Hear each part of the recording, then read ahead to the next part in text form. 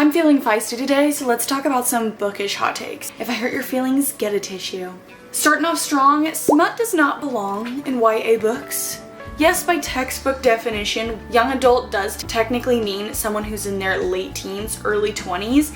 However, in the book world, it tends to mean more like high school aged, and I just think smut is unnecessary in a book geared towards high schoolers. Cartoon covers are so deceiving. You could have the cutesiest, kitschiest cartoon cover, open up, and you find the raunchiest, spiciest book you've ever read in your entire life. Exhibit A, Icebreaker by Hannah Grace. And it's just unfortunate because these cartoon covers catch the eye of young people only for the content to be something that you shouldn't exactly be reading. But to be honest, I get fooled by it sometimes too. I hate real people on the cover of books. Real people on the cover, it creeps me out. Also, if there are real people on the cover, you start to picture them as the characters rather than creating an image of them in your head, which is more fun. I am not the type to read a book series all at once. And most of the time, I'm not reading the books all at the same time. Does that affect my enjoyment of the books?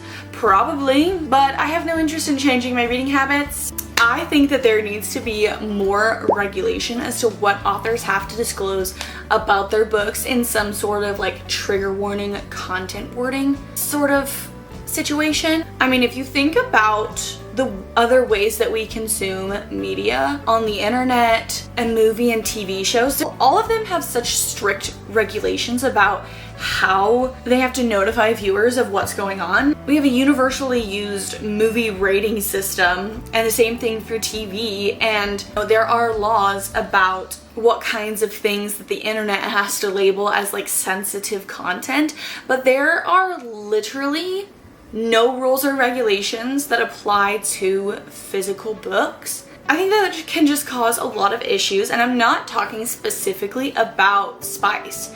I mean, that included, but there are some people who don't want to read books with curse words. Take someone who's struggling with substance abuse, for example. They could be at a point where they do not want to read books that have mentions of substance use in them, but it's pretty difficult to find accurate information on what kinds of content there are in books. Everyone's been through so many different things in their life, and everyone has things that they maybe don't want to read in books. So I think content warnings need to be more commonplace in books. Audiobooks really are reading. I am honestly not really sure why this topic is debated so much. If you are someone who primarily reads like hard copy physical books, why would it bother you so much if somebody else primarily listens to audiobooks? What difference does that make to you? At the end of the day, it is still a book.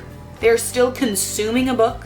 Who cares? I do not like classics. Honestly, there's not really anything you could say to change my mind. When I read, for some reason, all reading comprehension just flies out the window. And as much as I love to read, the class that I struggled with the most in school was English. For some reason, when I read, my brain just completely shuts off, and I cannot get any more meaning than face value. If you DNF a book, that is your rating.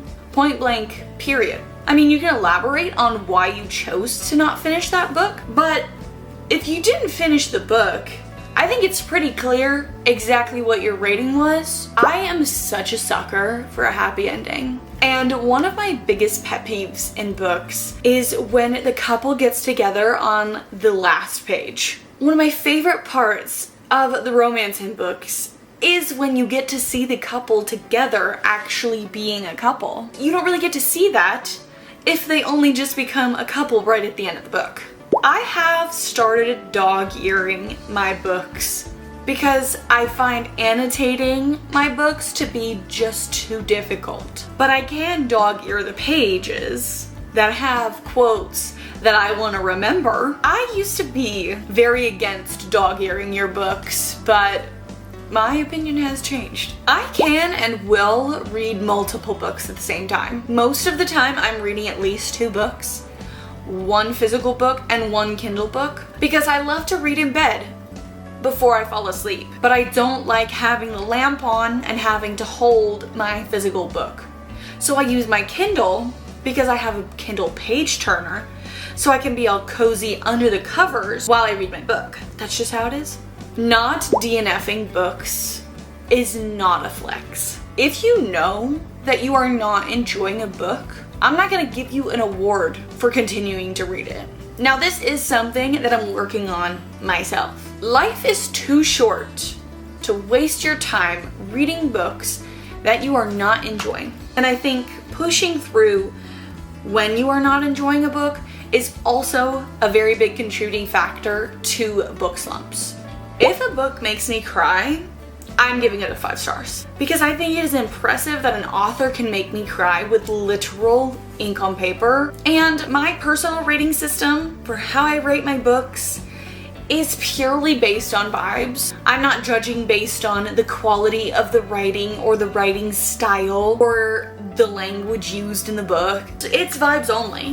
When it comes to the grumpy sunshine trope, there is a big difference between being grumpy and being mean.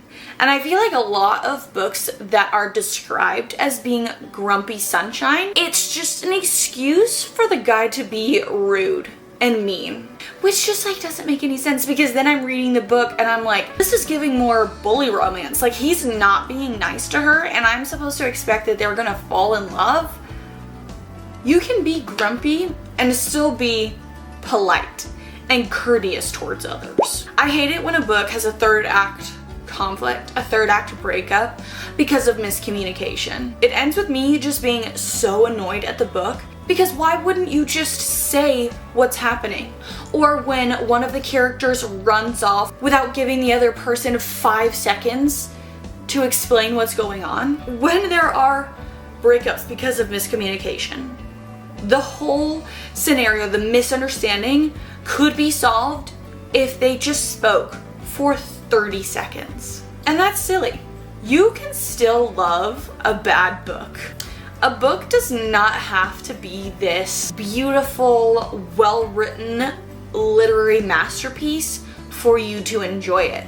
I can objectively say that Say You Swear by Megan Brandy was not a great book, but I still had the best time reading it. And lastly, popular books are popular for a reason, because many people like them. You are not cool for disliking or hating on popular books. That's pick-me behavior. Oh, that feels good to get off my chest. Anyways, guys, that is all I have for you guys today. If you enjoyed this video, please give it a thumbs up to let me know that you enjoy this type of content. Comment down below your craziest bookish hot take, and subscribe to my channel for more bookish content in the future. I hope you have a lovely rest of your week, and I'll see you guys next time.